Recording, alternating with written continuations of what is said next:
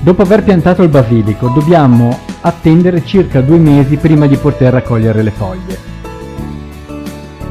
La semina è una fase importante in quanto abbiamo l'esigenza di avere una crescita non uniforme.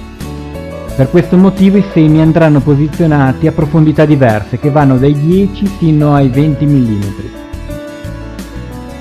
In questo modo potremo disporre di basilico maturo ed allo stesso tempo avere foglie ancora in crescita, come visibile in questo video. La densità di coltivazione, ovvero la quantità di semi per centimetro quadro, sarà più alta rispetto ad una coltivazione in serra, dove lo spazio abbonda.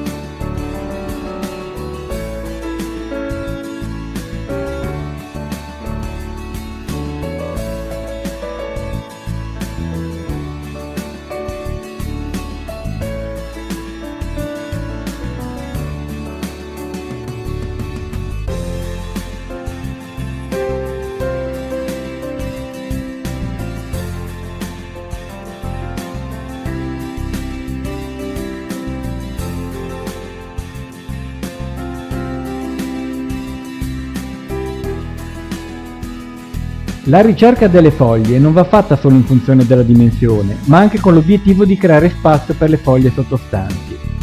Per questo motivo taglieremo anche foglie più piccole se necessario.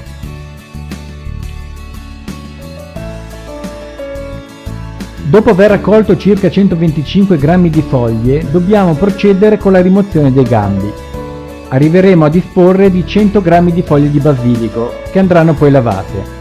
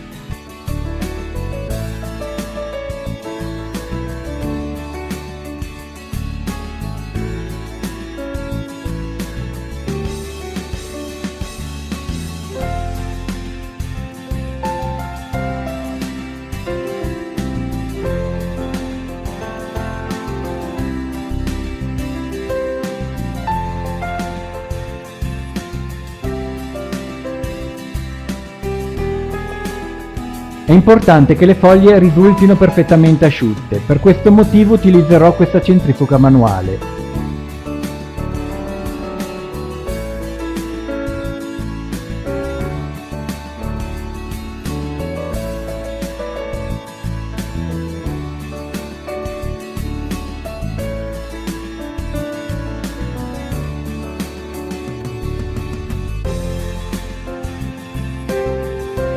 Come potete notare, resterà sul fondo una certa quantità di acqua. Ripetiamo l'operazione più volte.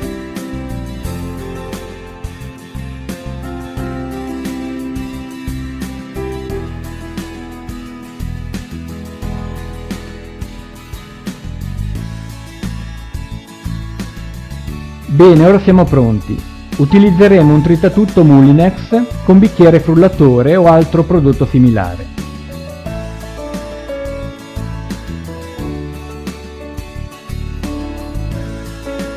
Inseriamo nel bicchiere 100 g di pinoli, anziché 50 g come da ricetta tradizionale. Uno spicchio d'aglio, 75 g di romano oppure di pecorino sardo, già grattugiato, anziché 50 g come da ricetta tradizionale. Versiamo un po' di olio extravergine di oliva, l'olio Carli delicato è un'ottima scelta.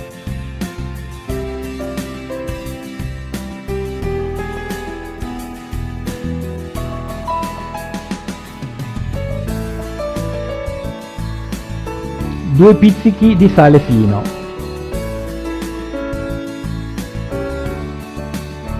mezza tazzina di latte scremato, questa rappresenta un'altra novità della mia ricetta. Ora non ci resta che creare la crema.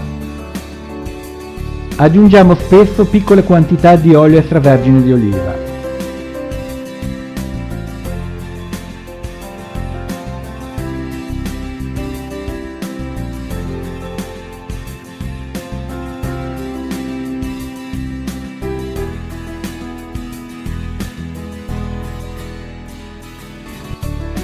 Inseriamo ancora dell'olio e 100 g di parmigiano reggiano già grattugiato, anziché 50 g come da ricetta tradizionale.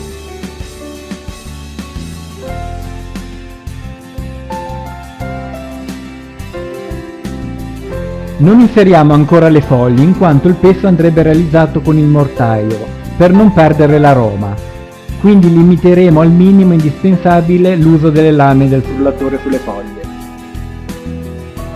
Aggiungiamo altro olio, in totale saranno circa 200 ml, ed inseriamo le foglie di basilico nel bicchiere. Non spingiamo subito le foglie nel bicchiere verso le lame, sarà il mulinello generato dalle lame a catturare poche foglie alla volta.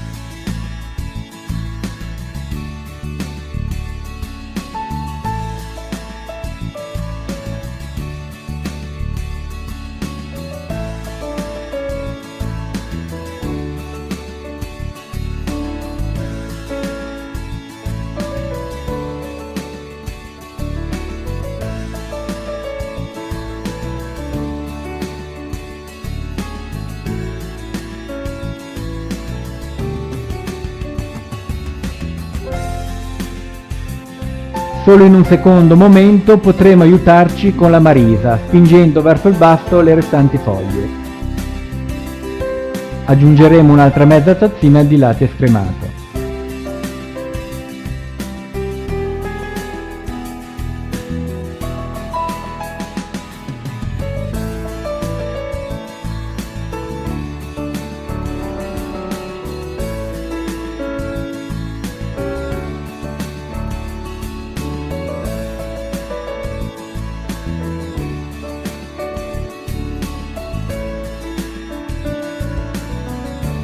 Agiamo sull'interruttore in modo intermittente, fino ad avere uniformità di colore.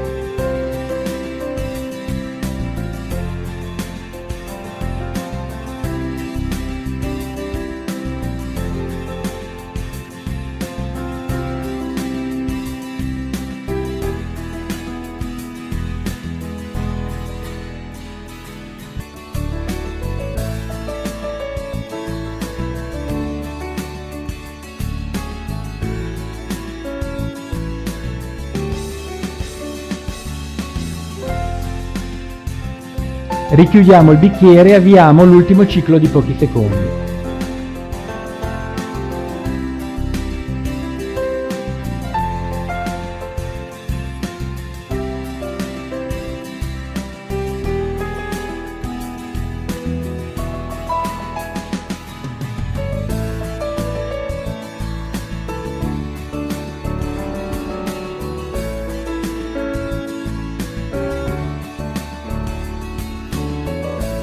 Ora possiamo versare il pesto in contenitori per alimenti, sono circa 650 g di pesto, che dovremo conservare correttamente.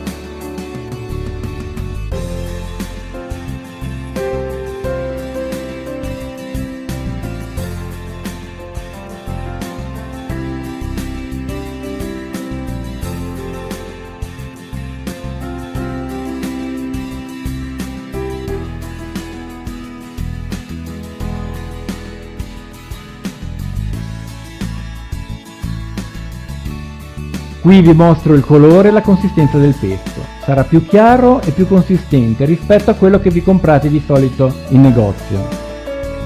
È indicatissimo per le trofie del pesto, ma non solo.